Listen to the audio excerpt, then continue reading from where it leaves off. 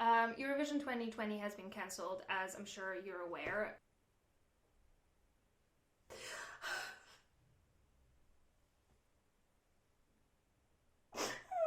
And I wanted to say a few things about that before I do any recording today.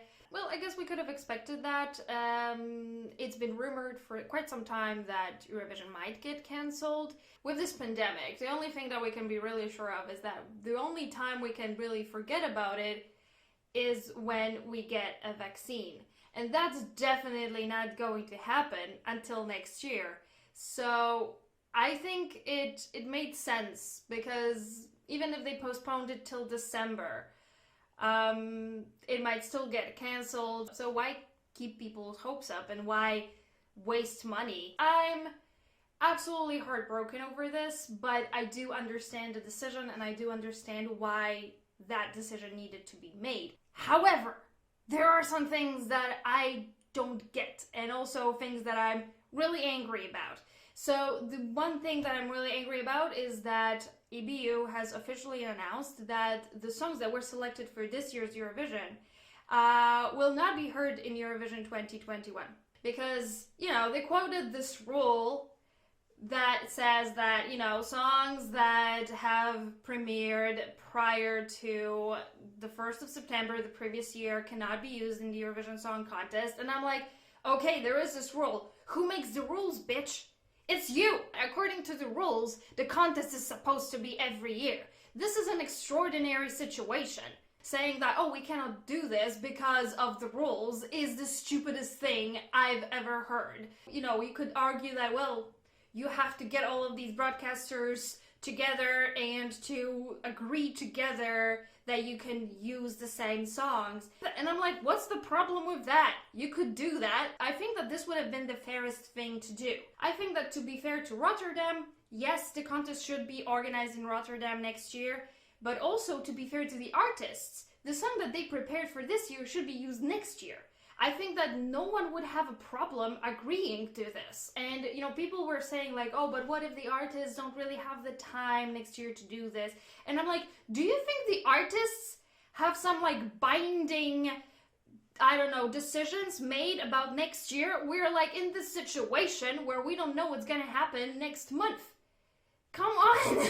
I don't think that there will be any scheduled problems there. And I think that most of the artists would be very happy to participate in the Eurovision. After all, they volunteered to do that in the first place. I still think that Eurovision could have been organized. I mean, we could really, I could not totally imagine the artists actually playing the songs from their living rooms and Skyping it.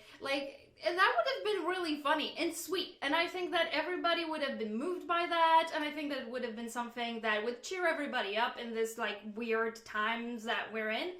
And it's just a shame that this hasn't been even considered. I think that also in the statement that EBU released, they said that, oh, we could have probably made it without the audience. We could have made some we could have made some changes. But this would have been true to Eurovision values, because Eurovision is about bringing people together. And I'm like, bitch, please. The first Eurovision that was ever organized, people couldn't even watch it on TV. Most people just heard it on the radio. So don't give me that bullshit that the only way you can make Eurovision is with a big-ass audience, in a big stadium or something. No, there are other ways to make Eurovision work. It's a television show at the end of the day. I understand you want to bring together a couple of thousand people that come and actually see the show live, but what about 100 million other people who watch it from their homes? They're not supposed to be brought together? So I'm generally very pissed about this.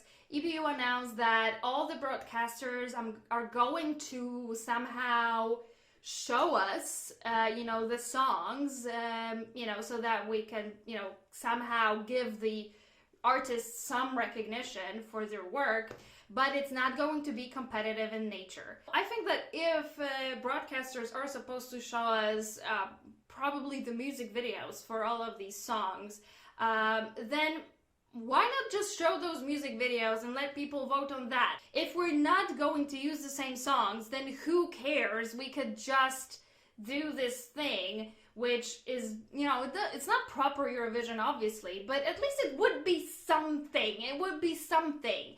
At the very core, I think that arts are competitive.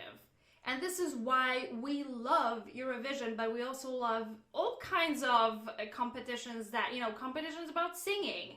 You know, shows like X Factor, The Voice, and Idol, like they have millions or even billions of fans around the world. Award shows, people love watching the Oscars. Everybody is like excited about which film is going to win. So this is what makes people really excited about Eurovision, and I'm just really disappointed that EBU decided to just take that aspect out of it.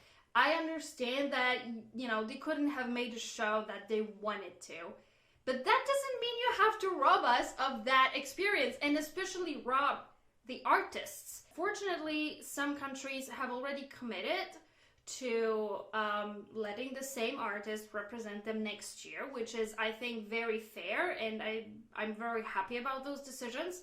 But the thing is, it's a song contest. Like, it's hard to pen a hit song. If you are asking the same artist to now come up with another hit song, I mean, like, that's a lot to ask of somebody, I think. So, especially now after this decision by the EBU, I feel even more motivated now to go ahead and continue reviewing these songs as a way, that's a way for me to show my appreciation to these artists for their work.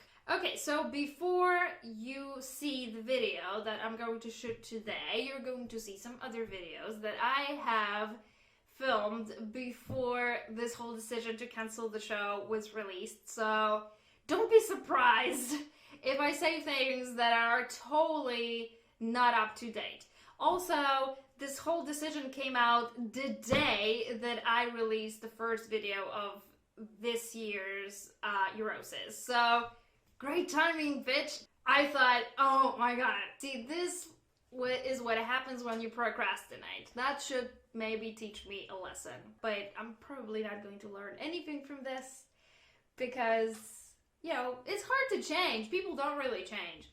So I invite you to keep watching my videos. I hope that you're not going to lose your interest completely. I know it's not easy. I know it's sad and disappointing, but let us show all the artists our appreciation, and let's not forget these songs, because I haven't heard that many, but I already love some of them, so yes.